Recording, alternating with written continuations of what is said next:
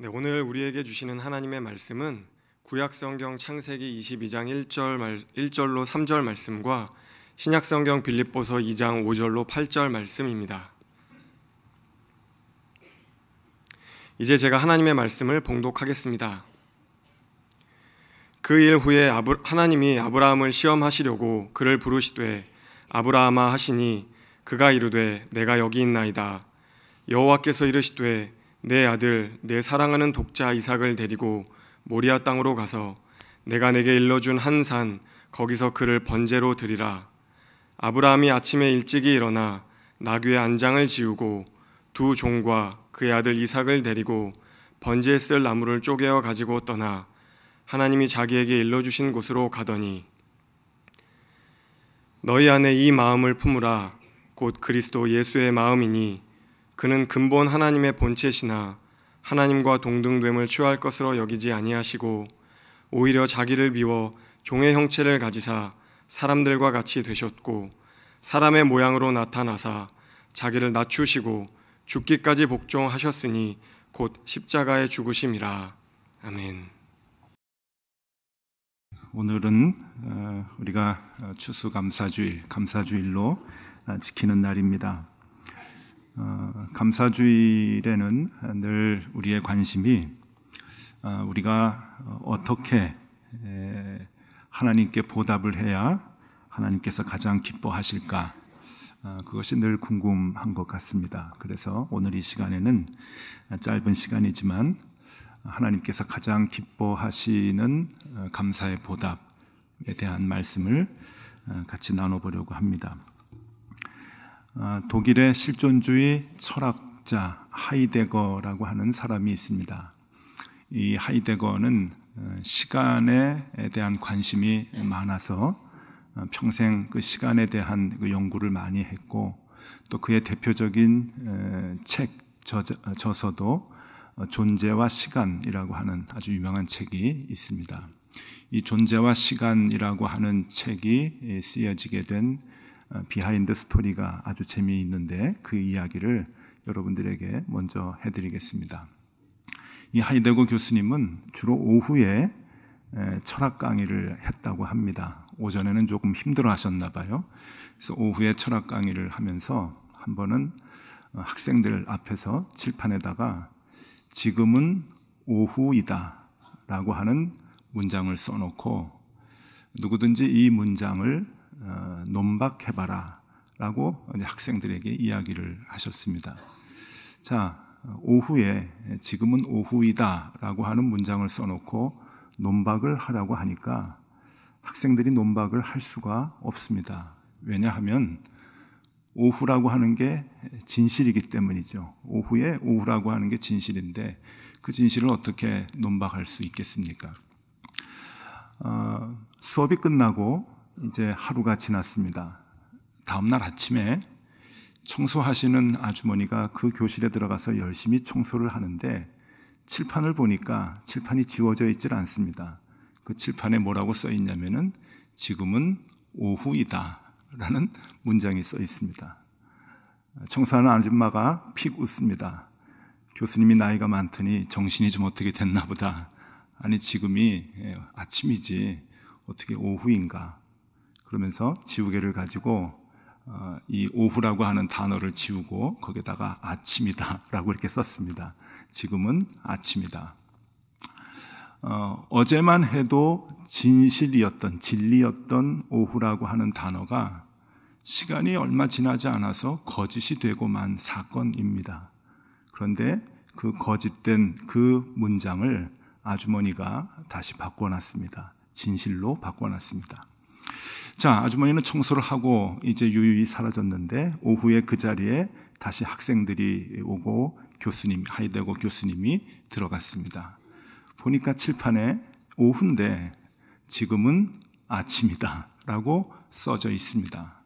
학생들도 놀라고 교수님도 놀랐습니다. 이거 도대체 무슨 일인가 하고서 이 일에 대해서 고민하고 서로 얘기를 하다가 거기에서 하이데거 이 교수님이 크게 깨닫는 것이 있었다고 합니다. 그러면서 그가 얘기한 아주 유명한 말이 있죠. 그것은 모든 존재는 그 본질이 시간에 의해서 나타난다. 그러니까 쉽게 얘기하면은 그 시간에 의해서 그 존재의 본질이 드러나게 된다 하는 이야기입니다. 그러면서 존재와 시간이라고 하는 그의 아주 유명한 책을 이제 쓰게 되었다라고 얘기를 합니다. 여러분, 지금은 오후다라고 하는 진리가 단지 시간이 몇 시간 지나지 않았는데 거짓이 되고 맙니다. 더 이상 진리가 되질 않습니다. 이것이 굉장히 중요한 의미인데 여기에서 해석학이라고 하는 학문이 나오게 됩니다. 그러니까 이 한 진리에 대해서 우리가 어떻게 해석을 하느냐라고 하는 것인데, 여러분 뭐 다른 걸 생각하지 말고 우리는 성경을 읽는 사람들이니까 성경에 대해서 한번 생각을 해보면 좋겠습니다. 예수님이 지금부터 2000년 전에 이렇게 말씀을 하십니다. 제자들에게 누구든지 나를 따라오려거든 자기 십자가를 지고 나를 따라라. 십자가를 지고 나를 따라라 라고 얘기를 합니다. 그러면 2000년 전에 예수님께서 하신 이 십자가를 지라고 하는 말씀은 2000년 후 시간이 지난 다음에 우리의 삶 속에 어떤 의미로 다가오는가 하는 것입니다. 또 사도 바울은 십자가를 지라고 하는 말씀을 이렇게 얘기합니다. 갈라디아서 2장 20절에서 그리스도와 함께 십자가에 못 박혀야 된다라고 얘기합니다.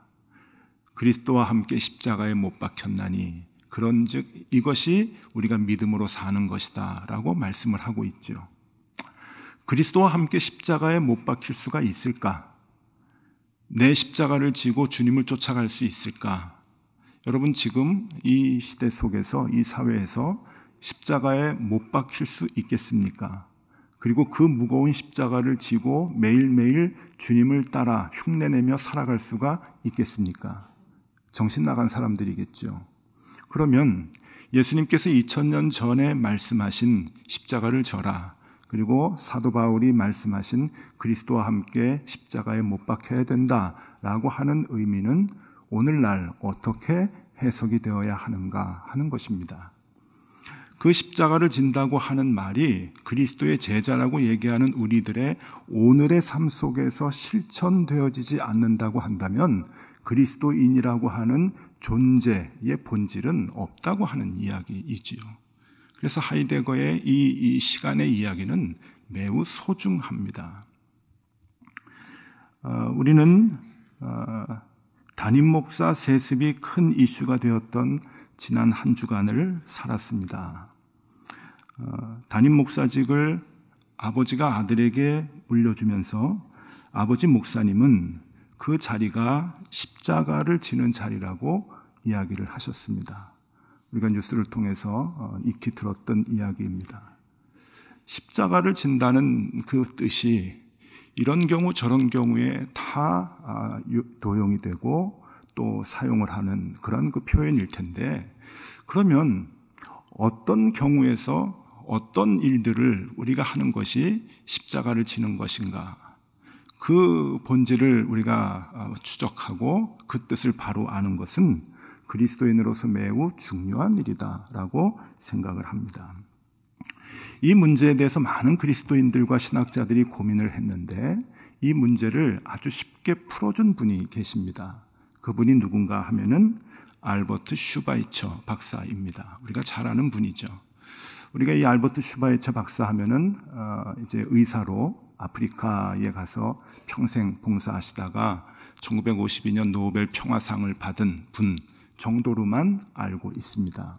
그러나 이 알버트 슈바이처 박사는 의사이기 전에 아주 유명했던 신학자였습니다. 그리고 꽤 장래가 촉망한 오르간 연주자였습니다. 그러니까 이미 독일에서는 신학자요, 철학자요, 사상가, 그리고 정말 범접할 수 없는 오르간 연주자로 명성을 날렸던 젊은이였습니다. 그는 우리가 어떻게 그리스도의 십자가를 쫓아갈 수 있을까라고 하는 것에 신학적 고민을 오래도록 하다가 성경을 읽는 중에 빌립보서 2장 5절에서 8절에 있는 말씀을 통하여 그 해답을 얻게 됩니다. 빌립보서 2장 5절에서 8절의 말씀을 읽어드립니다. 너희 안에 이 마음을 품으라. 곧 그리스도 예수의 마음이니 그는 근본 하나님의 본체시나 하나님과 동등됨을 취할 것으로 여기지 아니하시고 오히려 자기를 비워 종의 형체를 가지사 사람들과 같이 되셨고 사람의 모양으로 나타나사 자기를 낮추시고 죽기까지 복종하셨으니 곧 십자가에 죽으심이라. 우리가 잘 알고 또 어려서부터 교회 다니신 분들은 익숙하게 암송하는 그러한 말씀 중에 하나일 겁니다. 그런데 이 슈바이처 박사는, 이 신학 박사는 이 말씀을 통해서 그리스도께서 우리에게 보여주신 하나님의 사랑이 언제나 같았다라고 이야기를 합니다. 하나님이 우리에게 보여주신 하나님의 사랑은 아들을 우리에게 주셔서 십자가를 지게 하신 내용이죠. 그런데 그 예수님께서 베들레헴의 마구간에서 탄생하시고 또 말 구유에 누우셔서 탄생하신 것, 그리고 이 땅을 사시면서 멸시당하고 고난당하신 것, 그리고 나중에는 십자가에 못 박혀 피 흘려 돌아가신 것, 이 모든 것이 하나였다, 같은 것이었다라고 이야기를 하면서 이것을 좀 생소한 단어이지만 계급자살이라고 표현을 합니다. 조금 불편하시죠? 계급자살. 좀 불편하긴 하지만 굉장히 의미 전달이 아주 정확한 단어라고 생각을 합니다.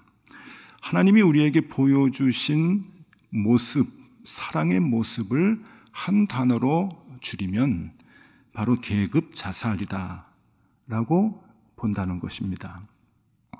그는 서구 열강들이 기독교라고 하는 이름 아래 아프리카를 식민지화시키고 수탈하는 것을 보면서 괴로워했던 젊은이였습니다. 자신의 헌신을 통해 조금이나마 서구의 야만성을 아프리카 사람들 앞에서 보상하고자 했던 마음이 있었습니다.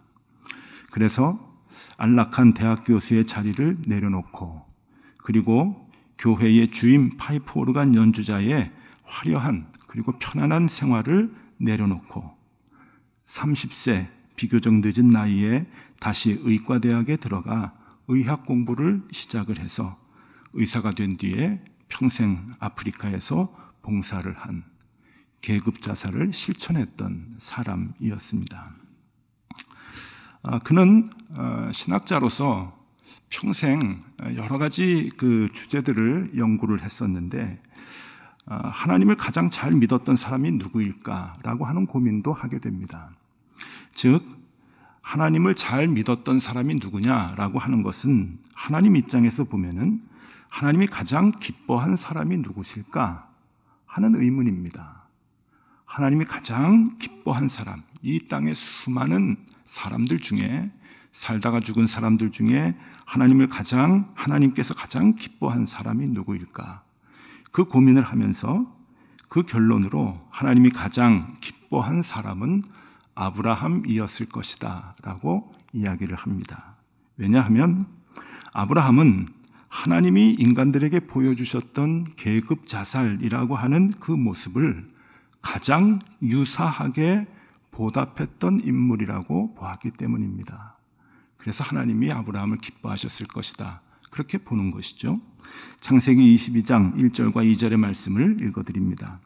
그 일 후에 하나님이 아브라함을 시험하시려고 그를 부르시되 아브라함아 하시니 그가 이르되 내가 여기 있나이다.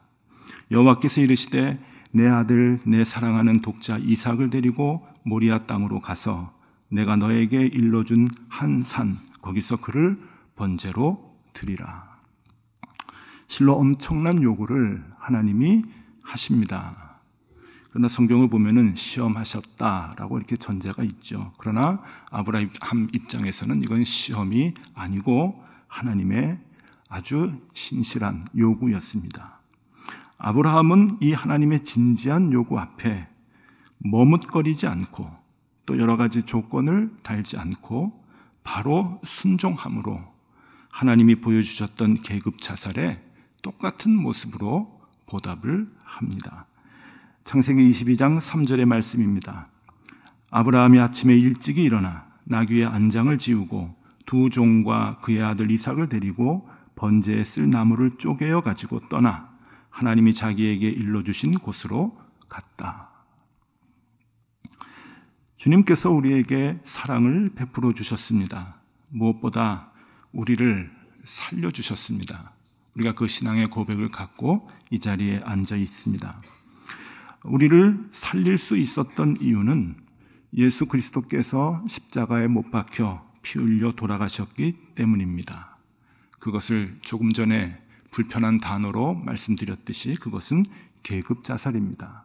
하나님의 계급자살의 실천 때문에 우리는 살아나게 되었습니다. 생명을 얻게 되었습니다. 어두움에서 빛을 발견하게 되었습니다. 주님은 오늘도 우리에게 똑같은 질문을 하십니다. 2000년의 질문은 2000년이 지난 오늘도 똑같은 의미로 우리에게 다가옵니다. 나를 따르려거든 십자가를 지고 나를 따라오라. 할 수 있겠느냐 말씀을 하십니다. 그리스도인들이 오늘날 십자가를 진다고 하는 것은 무엇입니까? 단지 어려운 일을 맡고 어려운 자리에 올라서 그 일을 감당하는 것이 십자가를 지는 것인가?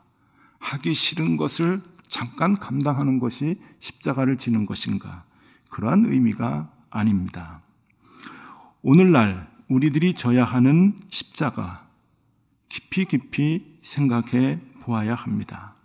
그것은 주님께서 우리를 향하여 실천하셨던 그 모습을 조금이라도 흉내내며 그대로 보답해 드리려고 하는 모습, 그것이 십자가를 지는 것입니다. 예수 그리스도께서 실천하셨던 계급자살, 그것을 우리가 처해 있는 위치, 우리가 처해 있는 자리, 우리가 처해 있는 상황에서 실천하려고 애를 쓰는 것입니다. 그것이 보답입니다. 오늘은 감사주일입니다. 주님의 은혜에 감사하여 우리가 무엇을 보답할 수 있겠습니까? 무엇을 보답하면 우리 주님께서 기쁘게 받으시겠습니까? 헌금이겠습니까? 봉사이겠습니까? 착각하면 안 됩니다. 주님이 가장 기뻐하시는 사랑의 보답은, 감사의 보답은 내가 처한 자리에서 조금 더 내려가는 것입니다. 높아지려고 하는 마음을 조금 더 낮아지려는 마음으로 바꾸는 것입니다. 강해지려는 마음을 조금 더 약해져도 괜찮다고 포기하는 마음입니다. 더 많이 가지려고 하는 마음을 이웃을 위하여 조금 더 내려놓고 포기하려는 마음입니다. 그럴 때 그런 하나님의 사람들에 의해서 세상은 더 밝아지고 세상은 더 생명을 얻게 될 것입니다. 주님의 계급자살을 통하여 우리가 생명을 얻고 기쁨을 얻은 것 같이 말입니다. 오늘 이 감사주일에 하나님 앞에 그 감사의 보답을 하는, 그리고 그 보답을 하며 살아가기로 다짐하는 저와 여러분들이 다 되실 수 있기를 소망합니다. 기도하겠습니다. 하나님 아버지, 지난 한 해를 돌아보니 참으로 많은 일들이 있었습니다. 종교개혁 500주년이라 요란을 떨면서 한 해를 지낸 것 같습니다. 우리의 신앙을 진정으로 고백하고 싶어 한 해를 숨차게 살아왔습니다. 그렇게 한 해를 살다가 오늘 감사절을 맞이합니다. 2000년 전 십자가를 지신 주님의 모습을 보면서 그 십자가 위에서 신음하신 주님의 숨결을 들으면서 주님의 음성에 귀를 기울입니다. 하나님, 우리가 가야 할 길을 보여주시옵소서. 주님께 보답하며 살려는 우리의 간절한 마음이 주님께서 기뻐하시는 바른 길 찾게 하여 주시옵소서. 우리 교회에 주신 주님의 은혜가 큽니다. 이제 그 은혜에 보답하고자 교회를 나누어 또 하나의 교회를 세우려 합니다. 교회의 분립이 힘들고 어렵고 교인들에게는 섭섭한 일이지만 감당할 수 있는 지혜와 용기와 능력을 주신 것 감사합니다. 모두가 커지려 하고 강해지려 하는 이 시대에 작아지고 약해지는 길을 선택하는 것은 힘든 일이지만 주님을 따라 우리 교회부터 이 길을 가려고 합니다. 이 사명을 끝까지 잘 감당하게 하시고 이 일이 주님 기뻐하시는 일 되게 하여 주시옵소서. 우리도 각자의 가정과 일터에서 자신의 자리에서 조금 더 낮아져 주님을 닮게 하여 주시옵소서. 그렇게 살고자 하는 결단이 오늘 감사절에 주님께 드리는 최고의 예물이 되게 하여 주시옵소서. 예수 그리스도 이름으로 기도드리옵나이다. 아멘.